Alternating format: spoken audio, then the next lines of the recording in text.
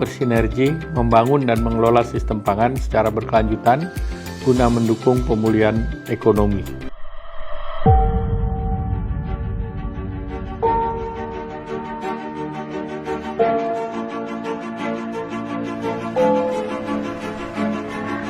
Saat ini saya berada di Hulu Das Suso. Di belakang saya ini adalah bentuk landscape dari catchment area Das Suso. Kita berada di salah satu desa yang berada di hulu sungai atau Hulu Das Suso, yaitu Desa Tibusan, di ketinggian 1.300 meter di atas permukaan laut. Dari desa ini masyarakat dapat mengelola kawasan hutan lindung dan dengan segala potensi yang dimiliki, yaitu hasil hutan non-kayu. Pada tahun 2015, desa ini telah memiliki izin perhutanan sosial yang memberikan akses kepada masyarakat terkait dengan pengelolaan potensi sumber daya hutan. Desa Tibusan ini menjadi salah satu desa yang berada di Hulu Das Suso yang masyarakatnya telah memiliki izin perhutanan sosial. Dua desa yang lain adalah Desa Pajang dan Desa Lambanan. Namun demikian, potensi yang ada di desa ini masih memerlukan pendampingan dari instansi pemerintah terkait maupun dari lembaga NGO dan masyarakat secara umum untuk mengelola potensi sumber daya hutan secara baik dan mewujudkan kesejahteraan masyarakat tanpa harus mengurangi atau menurunkan daya dukung lingkungan dari kawasan hutan lindung yang ada di atasnya. Desa Tibusan yaitu memiliki luas wilayah 36,12 km persegi, kemudian mempunyai 4 dusun, yaitu Dusun Rante, Dusun Tibusan, Dusun Sumbang, dan Dusun Buntu Aruan. Memiliki jumlah penduduk sebanyak 482. Jarak dari ibu kota Kabupaten Luwu ke Desa Tibusan itu kurang lebih 70 km. Kemudian jarak dari ibu kota kecamatan ke Desa Tibusan itu kurang lebih 8 km. Untuk menuju Desa Tibusan ditempuh melalui jalur darat dengan menggunakan roda 4 dan roda 2. Nama saya Hasjono, asal dari Desa Tibusan. Berterima kasih karena dikasih amanah sebagai Ketua LPHD Tibusan dari pihak kehutanan untuk dijaga dan dikelola manfaatnya seluas 470 hektar. Karena adanya izin yang diberikan kepada kami Desa Tibusan dari kehutanan, maka masyarakat Desa Tibusan tidak segan-segan untuk masuk di kawasan LPHD untuk mengambil manfaat non-kayu. Mudah-mudahan dengan izin ini dipergunakan dengan sebaik-baiknya oleh masyarakat Desa Tibusan. Kebiasaan masyarakat di Desa Tibusan sebelum adanya izin yang diberikan oleh kehutanan kepada LPHD, kebiasaannya adalah berburu atau menjerat anua. Tapi setelah adanya surat izin beserta dengan penyuluh dari kehutanan di LPHD, maka masyarakat Desa Tibusan berkurang untuk berburu dan bahkan dilarang oleh kita LPHD untuk berburu ke hutan. Minat masyarakat sangat tinggi dengan adanya izin perhutanan sosial dengan skema hutan desa, ditunjukkan dari pola pengelolaan lahan secara teratur. Hal ini didukung oleh pendampingan dari KPH Latimojong dan BPSKL Sulawesi. Harapan saya sebagai pendamping perhutanan sosial, masyarakat dapat mengelola hutan dan mengembangkan potensi-potensi yang ada di hutan desa Tibusan. Masyarakat juga dapat mengembalikan fungsi hutan tersebut agar menjadi hutan lestari. Bicara tentang Kecamatan Lantimojong yang merupakan area ketinggian di Kabupaten Luwu, tentunya banyak menyimpan potensi terutama di sektor hutan, baik dari kayu maupun non kayu. Dalam hal ini masih banyak potensi-potensi yang kemudian bisa kita eksplor yang bersifat potensi non kayu, terutama dari madu, dari kopi, dari rotan, dari getah pinus, getah damar, dan sebagainya. Di landscape Lantimojong ini juga banyak menyimpan wilayah-wilayah yang memiliki potensi pemanfaatan sumber daya alam yang sifatnya area rekreasi atau wisata alam. Karena di bentangan alam ini banyak sekali air terjun yang sangat berbeda dengan air terjun yang ada di tempat lain. Di sini juga ada potensi jalur pendakian untuk minat wisata khusus. SCF atau Sulawesi Community Foundation sejauh ini memang aktif melakukan pendampingan yang sifatnya community engagement. Nah, di wilayah Lantimojong ini kita telah melalui beberapa tahap, baik pilot study maupun pendampingan kelembagaan. Di pilot study kita lakukan kajian-kajian mengenai sosial ekonomi masyarakat, mengenai rantai nilai dari perdagangan kopi, pengkajian data sekunder, dan sebagainya. Juga dilakukan pemetaan stakeholder untuk melihat sejauh mana interaksi antar stakeholder yang terlibat dalam rantai nilai kopi ini. Selanjutnya kita lakukan pemetaan partisipatif yang dimulai dengan pengambilan gambar melalui drone, dituangkan dalam peta, lalu di FGD-kan. Setiap peserta FGD menunjuk lahan kelola mereka dan menyebutkan apa potensi yang ada pada lahan kelola tersebut. Pemanfaatan sumber daya hutan yang salah satunya adalah merupakan sumber pangan bagi masyarakat lokal. Contoh seperti umbi-umbian, aren, pemanfaatan aren yang dijadikan sebagai gula aren, kemudian hewan ternak seperti ayam dan lainnya. Itu pula dikembangkan pada areal izin perhutanan sosial di Desa Tibusan ini, itu bisa dikembangkan dalam pola agro silvopastura yang merupakan pengembangan tanaman pertanian, kehutanan, dan peternakan.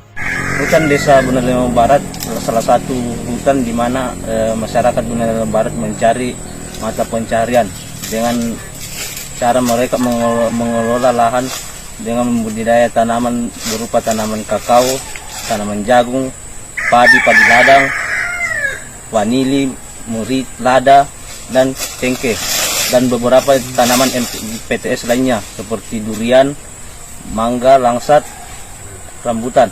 Semenjak saya ditugaskan sebagai pendamping perhutanan sosial di Desa Bonelema Barat, saya mulai melakukan penguatan kelembagaan. Di mana penguatan kelembagaan ini saya sering lakukan di malam hari karena untuk tidak mengganggu aktivitas masyarakat di siang hari.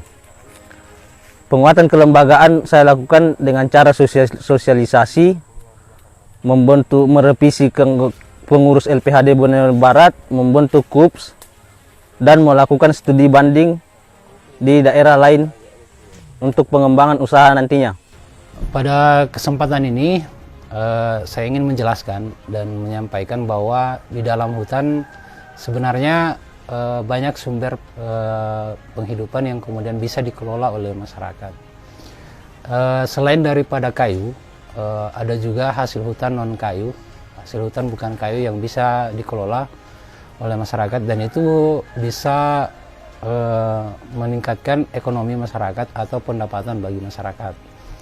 Yang pertama itu ada rotan yang bisa dikelola oleh masyarakat, kemudian hasil hutan bukan kayu seperti gula merah, gula batu, kedua produk gula cair, dan yang ketiga ini adalah gula semut.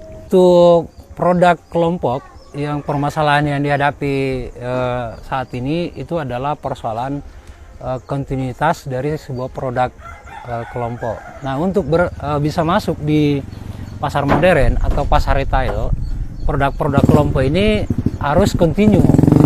Jadi sementara sampai saat ini permasalahannya kelompok adalah tidak mampu menghasilkan produk yang berkesinambungan atau kontinu. Sehingga pada saat permintaan pasar, ketika pasar meminta untuk produknya itu mungkin hanya 1 kali order sudah habis, sehingga solusi adalah maka mau tidak mau kelompok harus menghasilkan produk yang berkesinambungan atau kontinu. Nah, terkait produk itu harus ketika dipasarkan ke pasar modern atau pasar retail, maka harus memiliki izin sertifikat termasuk PRT, pangan industri rumah tangga, dan sertifikat halal. Daerah aliran sungai atau yang biasa kita singkat sebagai DAS merupakan suatu kawasan yang dibatasi oleh batas-batas topografi secara alami. Sehingga air hujan yang jatuh dalam kawasan tersebut akan tertampung dan dialirkan melalui titik-titik tertentu dalam DAS tersebut. DAS Suso ini merupakan sumber baku irigasi pengairan persawahan para petani yang ada di dalam DAS Suso yang terbentang di hulu di bagian Kecamatan Latimojong dan hilirnya bermuara di Desa Cimpu, Kecamatan Suli. Maka dari itu, pelestarian lingkungan DAS Suso ini sangat berperan penting untuk menunjang keberlanjutan budidaya tanaman pertanian masyarakat yang ada di dalam DAS Suso tersebut. Apabila terjadi kegiatan yang dilakukan di bagian hulu DAS Suso ini, tepatnya di Kecamatan Latimojong, maka akan berdampak hingga ke bagian hilir, yaitu di Desa Cimpu. Jika terjadi kegiatan perambahan kawasan yang dilakukan di hulu DAS Suso ini, tepatnya di Kecamatan Latimojong, maka akan berdampak untuk debit aliran sungai hingga ke bagian hilirnya. Seperti contohnya pada musim hujan. Pada musim hujan, debit air tidak akan terkontrol, sehingga akan berdampak mengakibatkan bahaya banjir untuk di bagian hilir DAS Suso ini, yaitu di Desa Cimpu dan sekitarnya. Maka dari itu, untuk mencegah dampak-dampak tersebut agar tidak terjadi, pihak KPH Latimojong melakukan upaya-upaya, yaitu melakukan pemberdayaan masyarakat yang ada di bagian hulu DAS Suso ini sebagai bentuk untuk menjaga lingkungan DAS Suso ini tetap terjaga. Adapun bentuk-bentuk pemberdayaan yang kami lakukan yaitu salah satunya pembentukan kelompok untuk mengarahkan masyarakat ini untuk mengelola lahan secara tepat. Adapun mengelola lahan secara tepat yaitu dengan melakukan pola tanam agroforestry, di mana kami memadukan tanaman-tanaman kehutanan dan juga tanaman pertanian ataupun tanaman perkebunan di dalamnya, sehingga tidak hanya fungsi-fungsi ekologis saja yang terjadi di dalamnya, namun juga ada fungsi perekonomian yang bisa menunjang perekonomian masyarakat yang ada di dalam DAS Suso tersebut. Saat ini kita sudah berada di bagian hilir dari DAS Suso. Tadi sudah digambarkan mulai dari hulu sampai dengan hilir. Saat ini berada di muara Sungai Suso di Desa Cimpu Utara, Kecamatan Suli. Dapat kita lihat di belakang saya ini ada sedimentasi dari Sungai Suso, ada terbentuk delta, dan ini dimanfaatkan oleh masyarakat untuk menanam tanaman perkebunan. Sementara di daerah muara sungai, seperti biasanya di muara sungai itu aktivitas masyarakat dominan adalah nelayan, dan ini akan berpengaruh terhadap ekosistem mangrove yang ada di hilir dari sungai atau muara dari Sungai Suso ini. Ini akan berpengaruh terhadap ekosistem dan keanekaragaman hayati yang ada di pesisir pantai.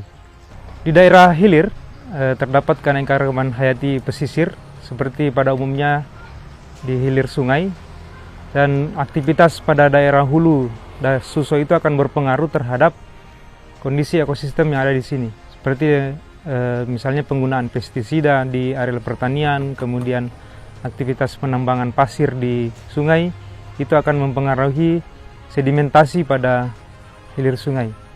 Nah, ini akan menjadi perhatian agar pengelolaan pada daerah hulu tetap memperhatikan atau kepentingan masyarakat di daerah hilir dari muara sungai Das Suso ini.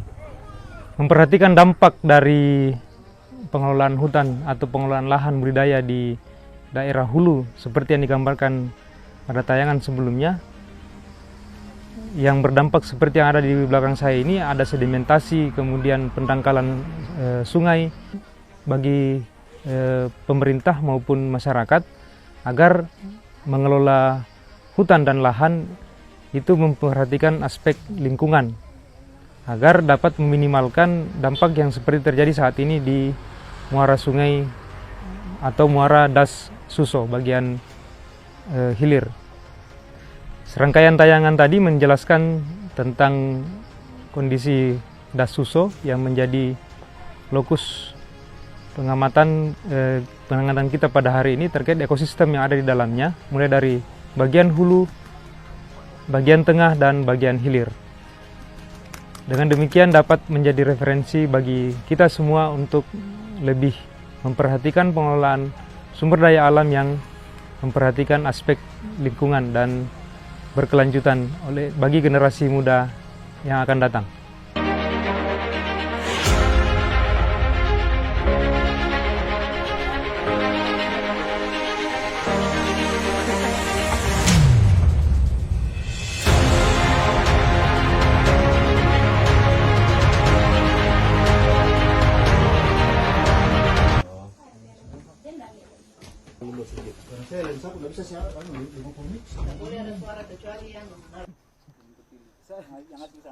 Saya mewakili desa Tibusan kondisi jalan menuju desa Tibusan. jarak. Ayo,